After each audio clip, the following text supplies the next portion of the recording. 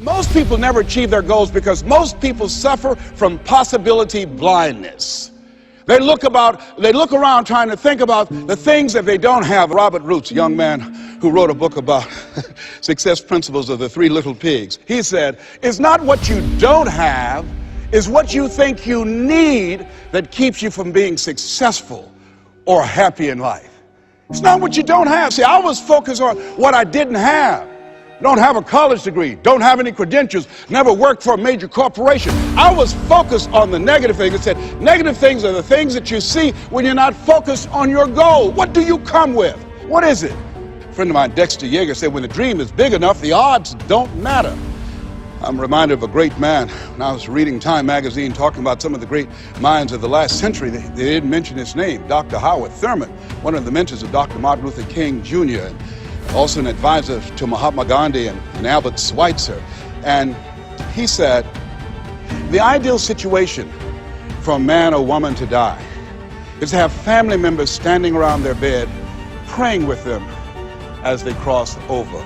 But imagine, if you will, being on your deathbed and standing around your bed, the dreams given to you by life, the ideas that you never acted on, the talents, the gifts, the abilities that you never used.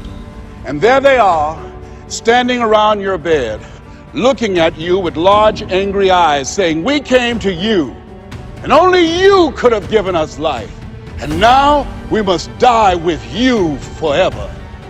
And the question is, if you died this very moment, what will die with you? What dreams? What ideas? What talents? What leadership potential? What greatness that you showed up to bring? That you allowed fear or procrastination to hold you back? Perhaps that's why Henry David Thoreau wrote the words, oh God, to reach the point of death, only to realize that you've never lived, only to realize that you've never scraped the surface of your potential.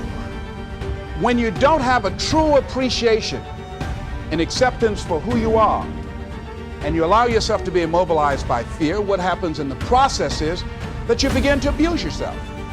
You begin to sabotage your life, you begin to sabotage your dreams, you begin to unconsciously work against yourself. You become your own worst enemy. So what do you do about that?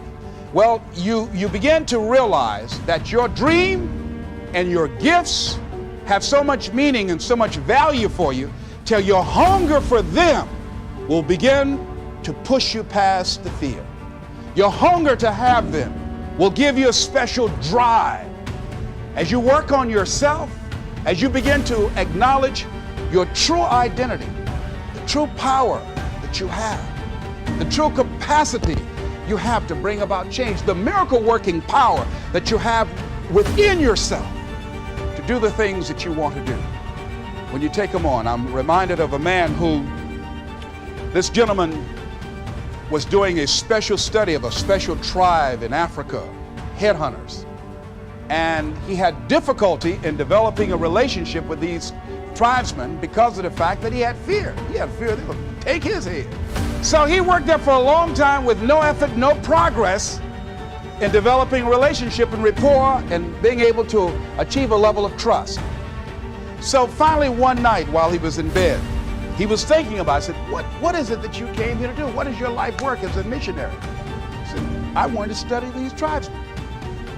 So what's the worst thing that they can do to you? Kill you. And he just decided, hey, this is what I came here to do. I know that there's some risk involved, and I'm going to do it, come what may. He said, I'm not going to be afraid anymore. He went back the next day, and he started doing the work and trying to talk to and interview many of the members of this tribe.